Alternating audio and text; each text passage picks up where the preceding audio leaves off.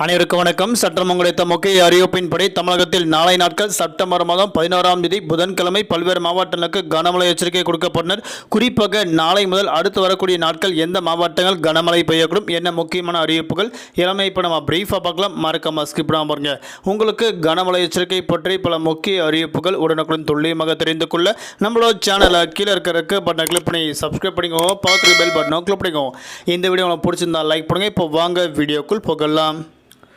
தமிழகத்தில் அடுத்து வரக்கூடிய சில நாட்கள் மேற்கு திசை காற்று வேக மாறுபாடு காரணமாக பல்வேறு மாவட்டங்கள் கனமழையும், குறிப்பிட்ட மாவட்டங்கள் மட்டும் மிதமான மழை பெய்யக்கூடும் தற்போது சென்னை வானிலை ஆய்வு முக்கிய அறிவிப்பு கொடுக்கப்பட்டனர்.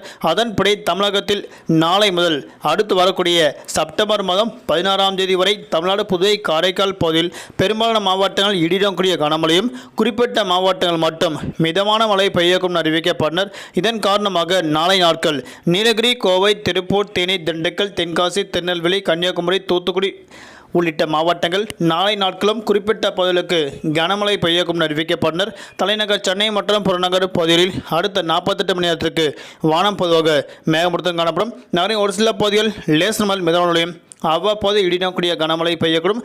அதிகபட்ச வெப்பநிலையாக 36 முதல் குறைந்தபட்ச வெப்பநிலையாக 28 டிகிரி செல்சியஸ் வரை இருக்கக்கூடும் அறிவிக்கப்பட்டனர். குறிப்பாக தமிழகத்தில் அக்டோபர் மாதம் முதல் டிசம்பர் மாதம் வரை இயல்பை விட கூடுதலாக கனமழை பெய்யக்கூடும் அறிவிக்கப்பட்டனர். குறிப்பாக வடகிழக்கு பருவமழை காரணமாக தமிழகத்தில் பல்வேறு பகுதிகளுக்கு கனமழை பெய்ய வாய்ப்புள்ளதாக தற்போது அறிவிக்கப்பட்டனர். நாளை நாட்கள் மீனவர்களுக்கான எச்சரிக்கை. தென் தமிழக கடலோர பகுதி, மன்னார் வளைகுடா, குமரிக்கடல் பகுதியில் சூறாவளி காற்று மணிக்கு 45 முதல் 55 கிலோமீட்டர் வேகத்தில் வீசிக்கொண்டால் மீனவர்கள் கடலுக்கு மீன்பிடிக்க செல்ல வேண்டாம் மீனவர்களுக்கு முக்கிய எச்சரிக்கை ஒன்று தற்போது அறிவிக்கப்பட்டனர். நன்றி, வணக்கம்.